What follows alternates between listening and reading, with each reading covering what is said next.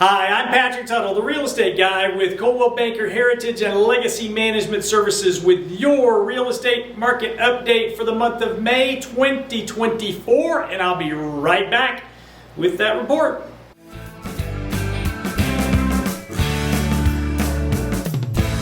Alright, so I'm back and we are looking at the data from the month of May 2024. It is June the 7th, 2024, looking back a couple of days into the month of May. And here's what's going on. We're going to start off with our resale homes as we always do. Now remember, we are looking at the residential resale market and the residential new homes market for single-family detached homes here in the El Paso County area, which also includes Santa Teresa and Southern Park, New Mexico, and a little bit of Chaparral, New Mexico, maybe Anthony, a couple here and there. But that's the general area that we're looking at, and we're going to talk about the data. Now, before I get started, please remember to like and share this and hit that bell so that you can get updates when we put them out here on YouTube, Facebook, Instagram, whatever it is that your favorite viewing platform is online. We'd love to have you subscribe to us so that you can keep up with the latest and the greatest as to what's going on in the real estate market here in El Paso. That's a lot to say. So here we go. All right, on to the market. So what's going on? Well, if you can look at these lines here, you can see that the green line and the red line are getting a little bit further apart. That's because we got more inventory on the market. Sales are pretty much flat, although we did have an increase, ever so slight increase of 2 homes in the month of May. So what's going on with the market? Here are the specifics of what's going on with the market. Some of your resale homes, sales are up 0.38% with a whopping 2 homes in the month of May 2024. So we had 519 last year. We sold 2 more this year at 521, which equals 0.38% increase year over year. Months of inventory is up 40% year over year, and that's the biggest thing that we see in that increase of the green line versus the red line, is that the buyers just have more choices today than they had a year ago because the inventory is up, and it's dramatically up than what it was 2 years ago during 2022 when the interest rates started going up.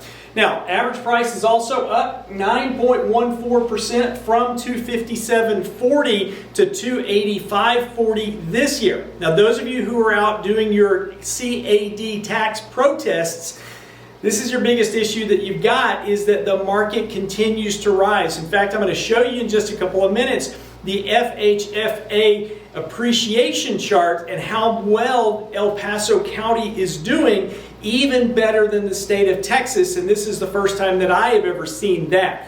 Now, average size homes down just slightly at 1.19% year over year. Average size home today is 1,858 square feet. And then finally, we've got price per square foot up 4.69% year over year at $148.40. Now, remember, that's not going to translate absolutely to your house because you may have a better than average house. Yours may not be as nice as the average, but it's the average of what sold during the month of May. And days on market is 58 compared to 50 last year, so we're seeing a little bit of hesitancy in the market from the buyers. They're taking longer to make offers because they've got more choices, and it's taking longer to close because of the appraisal issues that we're starting to have. Yep, we're starting to have some appraisal issues where we're not meeting value. Sellers are seeming to think that they're in 2022 or even 2021, and the buyers think that we're in 2015. Big disconnect there, and it's making some headway in the marketplace, so time on market is changing just slightly. Now, on to our new homes report. We've got a good report for the new homes, which we typically do, so let's start off with that. We're also seeing pretty much the same thing, although it's more flat with the new homes market because their inventory level has dropped a little bit compared to where we were a year ago. Sales up 25% year over year. We had 195 sales in May of last year, 242 this year. Fantastic month. Inventory is down 6.36% compared to a year ago, where we were at 7.07 months of inventory compared to 6.62 this year. Average price is up 3.73%. It'll cost you about $335,800 for a new home today, and the average size of that home is 1,907 square feet, which is down just slightly from what we saw a year ago. And the price per square foot continues to rise on the new homes. If you hadn't seen these things, man, they are absolutely gorgeous. They are putting some of the nicest features in there, and I think people, the buyers especially, are saying, hey, we want the top of the line of everything that we can afford, even if we have to shrink the footprint of the house to get it. We want the quartz. We want the soft close cabinets. We want the soft close toilets. We want everything that's putting in there that the builder can cram into the space, and that's showing up here with the smaller footprints and the higher prices. The buyers are saying, we'll buy it, and as long as they can qualify to do it and the house appraises, they'll make it happen. And there were 242 new owners in the county of El Paso over the last month that went through the MLS that said yes to those homes, and that's a fantastic thing for our marketplace. Days on market, 141 compared to 171 this year. So the new homes, that's where the opportunities lie. And again, the buyers are buying those turnkey properties because they're just move in, hang the pictures on the wall, and then be careful because it's going to cost you $100 to $150 every time you walk out the front door, because you're going to go to Home Depot, you're going to go to Lowe's, you're going to go somewhere like Home Goods or something and go buy something for the house to improve it, and all that includes putting money back into the local economy here in El Paso. And that's the most beneficial thing, is that we're supporting all one another, whether it's on the resale side or the new home side. It's all coming back here in the El Paso area, and it's fantastic. Now, on to what mortgage rates are doing. So this report, we pulled this off of Zillow, and what you'll see on the conventional mortgages is that they are down at 6.751%. 6.751% for a 30-year conventional mortgage. Now that's lower than what we had last month, and it appears as though the mortgage brokers and the mortgage bankers are telling the Fed, hey guys, if you're not going to lower the overnight rate, we don't care. We're going to lower the mortgage rates because we want to stimulate the activity of the applications so that we can get people into homes, whether it's a resale or a new home. And that's indicative of trying to stimulate the market right there by lowering that interest rate.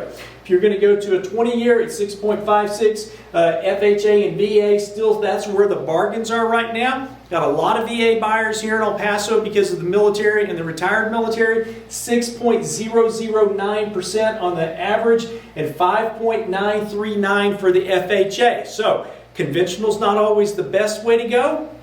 FHA may be a great option for those of us that didn't serve, but for those of you who did, VA rates at 6%, that's a really good mortgage rate right there.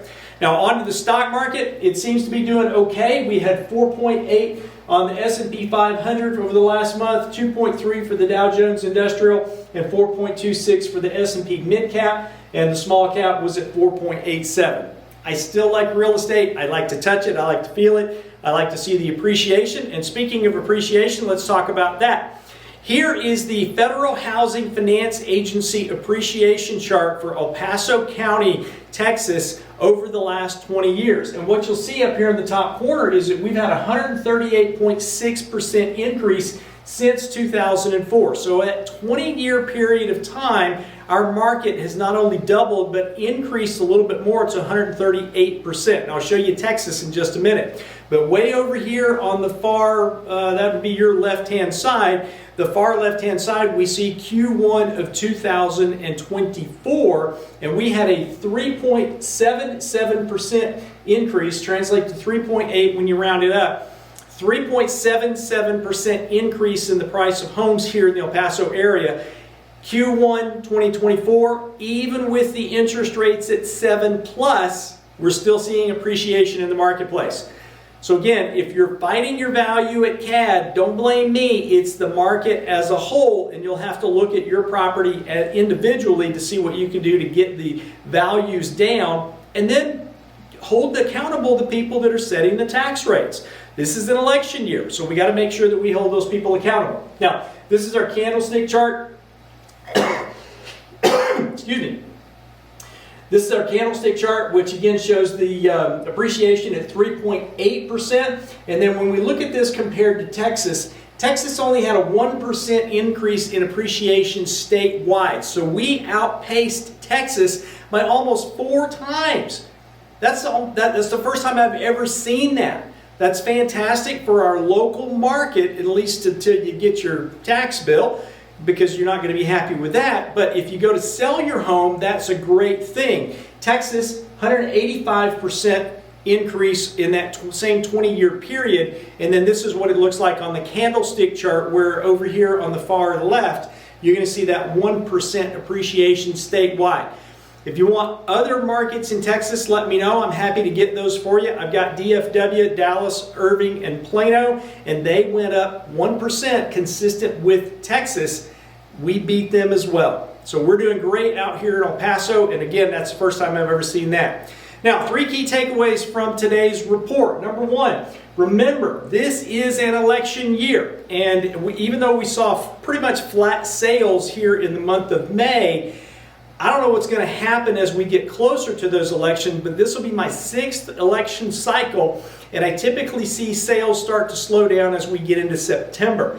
But this year, the rising inventory may make it seem like there are more homes on the market and less activity, just because the buyers have more choices than they've had in the past 4 years, for sure. Number 2, El Paso seems to be catching up with the state of Texas with that 3.8% appreciation in Q1, where Texas only had a 1% appreciation. That's the first time ever I've seen that, and that's great news for the El Paso area. And then number 3, mortgage bankers seem to be saying, we don't care what the Fed does. We're going to lower our rates so that we can stimulate the activity and get the applications out there and get people into new homes, resale homes as quickly as possible. And that seems to be the trend right now. The Fed's going to meet, I think, in a week or so, and we'll see whether or not the jobs report and the economy report gets them to make any movement on that overnight rate, or if they're going to stick to their program that says, this is an election year, we're not going to mess with it because we don't want to look like we're favoring the blue or favoring the red. We're going to stay purple and we're going to stay neutral and see what happens with that, and just let the market play out as the market should. And that's our report for today. If you've got questions on this data or how it can affect you individually, please give me a call. 915-588-1850 is my cell number. You can post comments on here. You can hit me up on YouTube, Facebook, Instagram, wherever you might be watching this. Call me, text me, email me. Patrick@patricktuttle.com is my email address, and I look forward to serving you sometime in the future. Thanks for watching. God bless you, and make it a great day. Bye-bye.